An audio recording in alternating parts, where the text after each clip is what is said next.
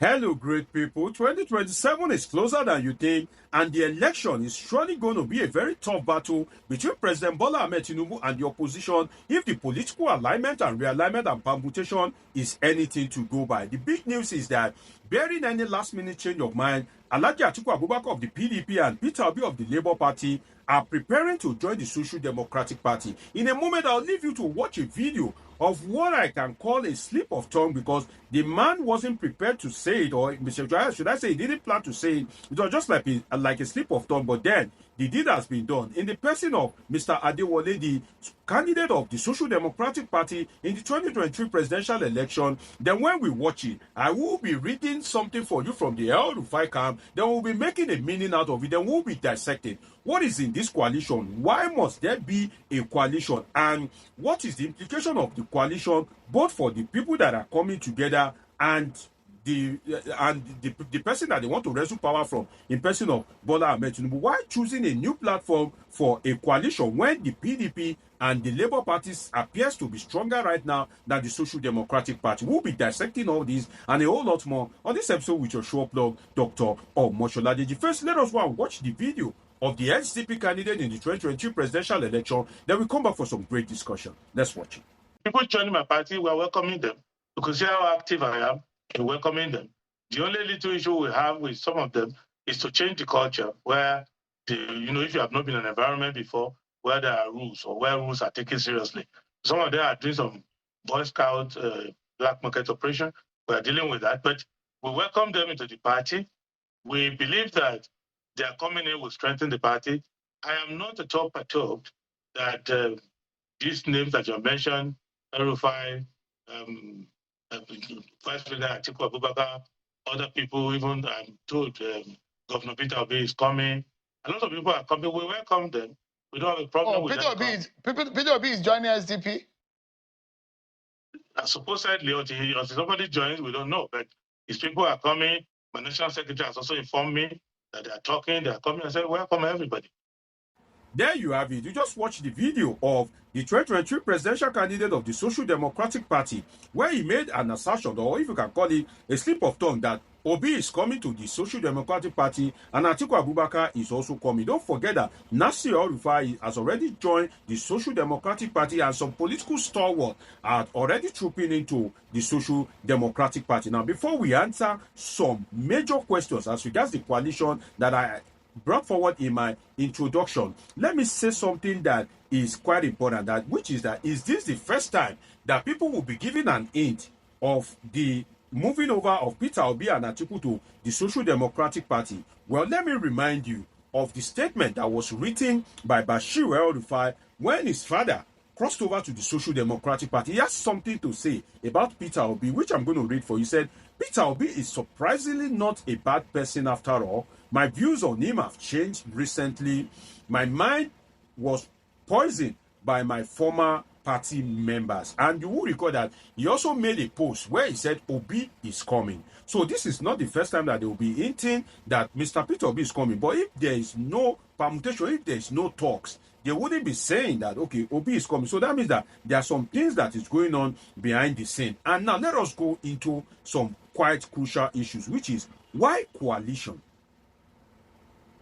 Why coalition? Must there be a coalition? Peter Obi is a strong candidate in his own right. Atiku Abubakar is a strong candidate in his own right. Well, in spite of that, there must be a coalition because the political enemy that they want to confront is a giant. And in the person of Bola Ahmed Tinubu, if you want to confront him, then you need to merge your force. And the 2023 presidential election speaks to that particular fact, in the sense that if you multiply the vote of Peter Obi, the vote of Atiku Abubakar, and the vote of Alhaji Rabiu Musa Kwankwaso of the NNPP, you will see that their vote, if you merge it together, definitely it will defeat Bola Ahmed Tinubu hands down. And if you look at it, all these three people are of the PDP. They are of the PDP political family.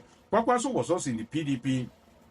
Peter Obi left the PDP. Atiku Abubakar is also of the PDP. So if they are all in the same party together, in a democracy, united we stand, divided we fall. And don't forget that politics is an all-inclusive sport. So they coming together is very important, especially when they are confronting a monster candidate like President Bola Ahmed Tinubu. Now, the second question after answering that why coalition will be, why under a new platform?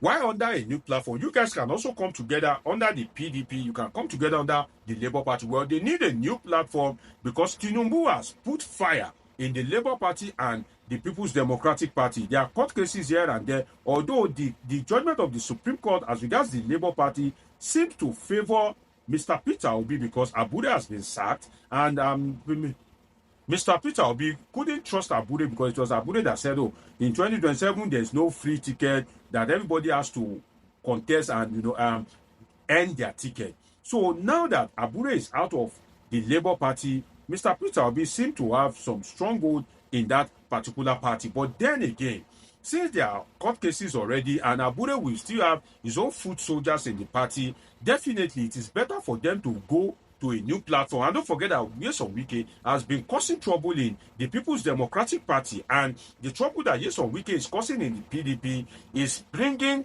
is making the party to lose steam. So you may want to imagine that, okay, if Nyesom Wike is causing trouble in the PDP, okay, why not leave the party for him? Then Peter Obi, you too leave, because the major stakeholder in the PDP is the Atiku boys and those that are naturally displeased with the Tinubu presidency. So if you look at the Wike structure in the PDP, Wike is a strong guy anytime, any day, but his loyalists are double-faced. They are one leg in the APC, they are one leg in the PDP. So if there cannot be peace in the PDP, then you rather move to another political party. Now, you may want to ask yourself that why can't they expel Wike and march under a party like the PDP? You may think about it, that why can't they expel Nyesom Wike and march under the PDP, because PDP is a formidable party. PDP is strong. Anytime, any day, it is an household name. It has structures all across the country. Well, the reason why they cannot expel Wike, to my mind, is that Wike knows the secret of most of these politicians. You see all these politicians that you are seeing, most of them have business interest or property interest in Abuja. Nyesom Wike is the minister of FCT, and Wike will not stop at revoking your property. Wike will not stop at going against your business interest if you try to expel him. So Nyesom Wike holds some kind of like strategic position because he is in position of influence, and most of these politicians have business interests. And even if you don't have any business interest in Abuja, Wike will use the structure of the APC, the federal might, to go after your business interests. And that's why most of these guys seem to be afraid to expel or even suspend Nyesom Wike. And if you look at it, Wike made some of them in the sense that they owe Wike some debt of gratitude. Instead, Nyesom Wike was one of the major financiers of the party, particularly during the Buhari regime. So because he was the major financier of the party, that was what made Nyesom Wike to have that entitlement spirit of having the presidential ticket. And since he lost it, Nyesom Wike has failed to, return back to political sanity afterward. He has been running mad with the PDP. So that's why it seems that they cannot expel Nyesom Wike, because he was one of the major financiers of the party, and he will go after their business and political interests. Now, we must not fail to identify that the Peter Obi camp seems to be denying this, because Yunus Atanko of the Obi camp is denying that, Peter Obi is coming to the SDP. But the one thing we need to look at is, can Peter Obi win without a coalition?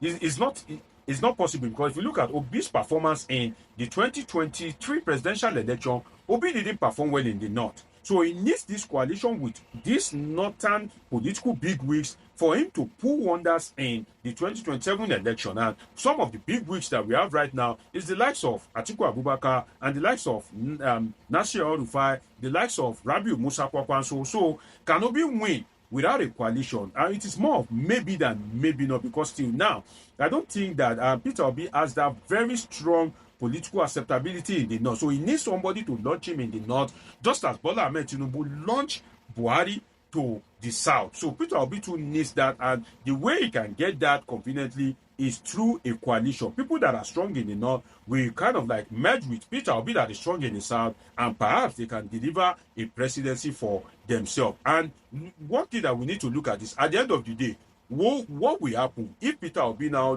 lose primary in the coalition? And that's why I said top days lies ahead for the opposition, because Peter Obi wants to be in the ballot, and Nigerians expect him to be in the ballot. But then again, if they merge to form a political party, the probability that they will have a consensus is less. And if they go into a political primary, what is the probability that Peter Obi will win that presidential ticket? And if he doesn't win, what will now happen? Will Peter Obi cross over to another party again? And that is why they need to sit down on the table and be able to agree among themselves. And one of the things that can help Peter Obi is who will be the vice president. And the debate now will be whether between El-Rufai and the Atiku camp. Because if Atiku is not on the ballot, he must have something substantial in that particular ticket. And that is why you would have seen that recently El-Rufai seems to be aligning with Atiku Abubakar just so that he can have the blessing of Atiku Abubakar, perhaps as a vice presidential candidate. Now, the ultimate question is, will Peter Obi and El-Rufai be a good presidential material that can defeat Bola Ahmed Tinubu? I will say yes. If El-Rufai is backed by Kwakwaso, if El-Rufai is backed by Alhaji Atiku Abubakar as the vice presidential candidate and Peter Obi as the presidential candidate, then they can give Bola Ahmed Tinubu a good run for his money. Don't forget that the reason why I'm saying Rabiu Kwakwaso is because his party NNPP, which is one of the K states that usually produce large number of votes, is a very strategic state in winning presidential elections. So I hope that the politicians, they will get their acts right and do the right thing. But in all of this, may the best happen to Nigeria. May the man that will take Nigeria from where it is to where it ought to be, may that person be the one that will eventually emerge. It's been an interesting time with you on this episode of Politics. Do want to subscribe, turn on your notification button, catch up with my past videos, and of course, I have great, interesting videos coming your way. Till I see you again, always remember that I love you all sincerely.